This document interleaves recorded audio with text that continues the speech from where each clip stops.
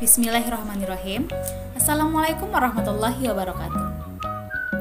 Jumpa lagi dengan saya Rahma Yusri dengan NIM 2201071015 dengan nomor absen 07 dari kelas 2A D3 Akuntansi Politeknik Negeri Padang. Baiklah, pada kesempatan kali ini aku bakal bahas mengenai lanjutan dari akuntansi perbankan, yaitu Safe Deposit Box and Letter of Credit.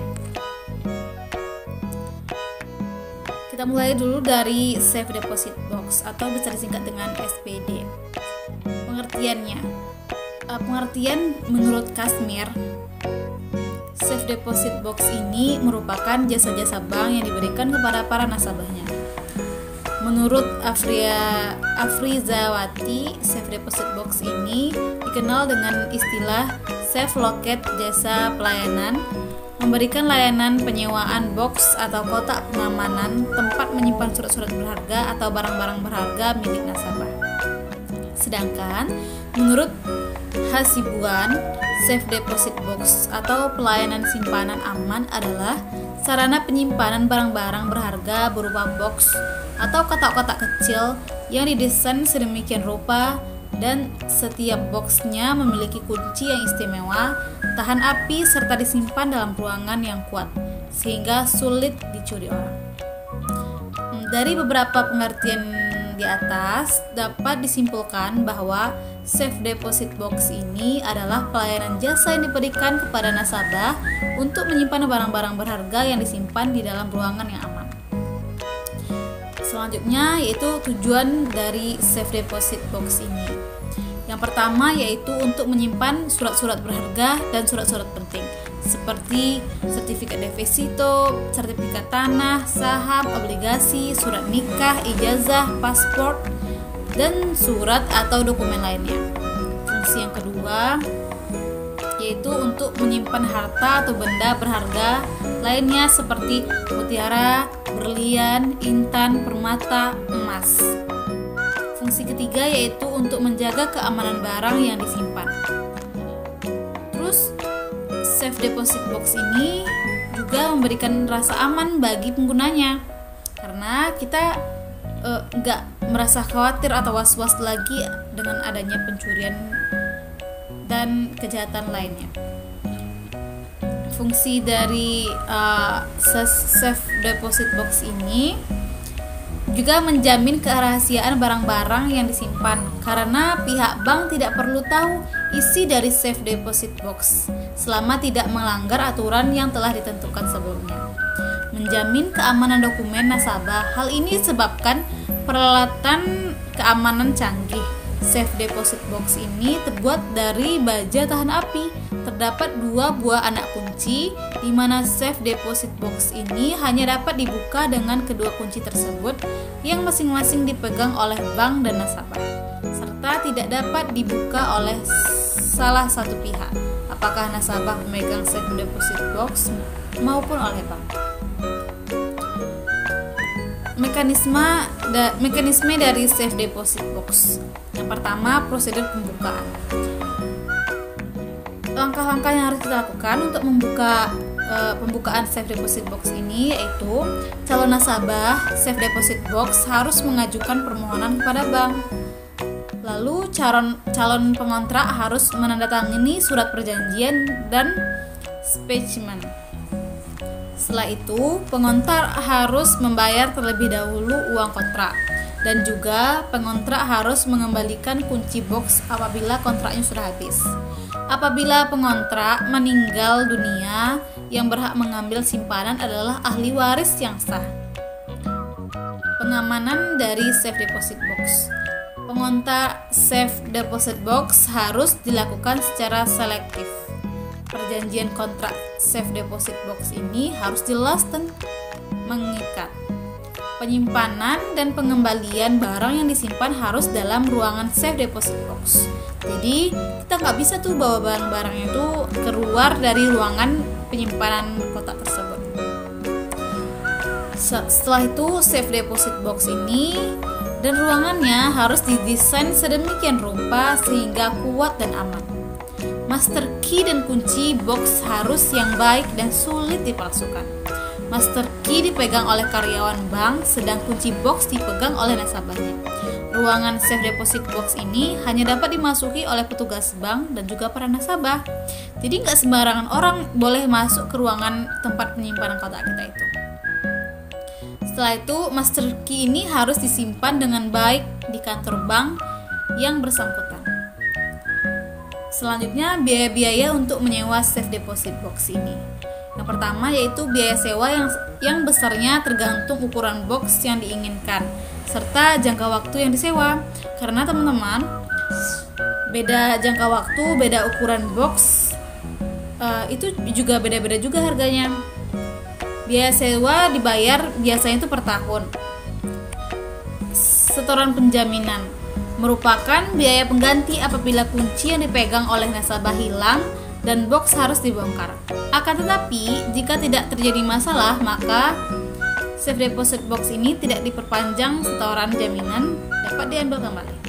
Jadi teman-teman, ini kan ada dua tuh, biaya sewa dan juga biaya setoran jaminan. Biasanya tuh setoran jaminannya ini jumlahnya tuh hampir sama biaya sewa. Untuk apa? Untuk jaga-jaga jika terjadi nanti ngalangnya kan, harus bongkar safe deposit box-nya, harus dibongkar kotaknya. Makanya biaya jaminannya juga mahal. Namun kalau setelah masa menyewa kita habis dan tidak terjadi masalah apapun, uang jaminan kita itu bakal dikembalikan oleh bank kembali. Pembahasan kedua yaitu tentang LC, Letter of Credit. Apa sih pengertian dari Letter of Credit ini? LC atau Letter of Credit yang biasa disingkat dengan LC dalam bahasa Indonesia disebut sebagai surat kredit berdokumen. Letter of Credit ini ialah suatu surat yang dikeluarkan oleh bank, devisa atau pemerintah atau permintaan importer nasabah bank devisa bersangkutan dan ditunjukkan pada eksportir di luar negeri yang menjadi relasi dari importir tersebut. Isi surat ini menyatakan bahwa eksportir penerima LC diberi hak oleh importir untuk menarik wesel atas bank pembuka untuk sejumlah uang yang disebut dalam surat tersebut. Jenis-jenis dari letter of credit. Yang pertama, transferable letter of credit. Suatu LC yang dapat dipindah tangankan kepada pihak lain baik secara sebagian maupun keseluruhan dari LC. Namun pemindahan hanya boleh dilakukan satu kali saja. Yang kedua yaitu back-to-back letter of credit. Suatu LC yang dibuka atas dasar pembukaan suatu LC dengan jaminan LC master LC. Yang ketiga yaitu red clause letter of credit. Merupakan LC yang memberikan kewenangan bagi negotiating bank untuk melakukannya pembayaran di muka dengan jumlah sebagian atau keseluruhan pada ekspor sebelum penyelenggaraan dokumen. Yang kelima yaitu revolving letter of credit, suatu LC yang dapat dipergunakan beberapa kali atau berulang secara otomatis sesuai dengan jadwal yang ditentukan dalam jangka waktu tertentu selama berlakunya LC. Lalu selanjutnya standby letter of credit, suatu LC yang menjamin bahwa bank pembukaan LC akan melaksanakan pembayaran jika terjadi prestasi atau pelanggaran oleh applicant. Standby LC baru dapat direalisasikan apabila transaksi tersebut tidak terpenuhi. Pembahasan selanjutnya yaitu dokumen dari LC. Yang pertama, bill of lading atau airway bill dokumen. Yang pertama ini adalah tanda bukti bahwa barang telah diberangkatkan dari negara asal. Selain pembuktian barang telah dikirim, bill of lading juga berguna untuk membuktikan kepemilikan barang yang telah dikirim. Kedua, faktur tagihan. Faktur ini berisi nama dan juga harga barang yang dikirim oleh eksportir. Dokumen ini dapat dipakai sebagai bukti transaksi yang sah. Ketiga yaitu asuransi. barang yang dikirim ke luar negeri harus diasuransikan. Asuransi berguna untuk menjamin keselamatan barang sampai tujuan.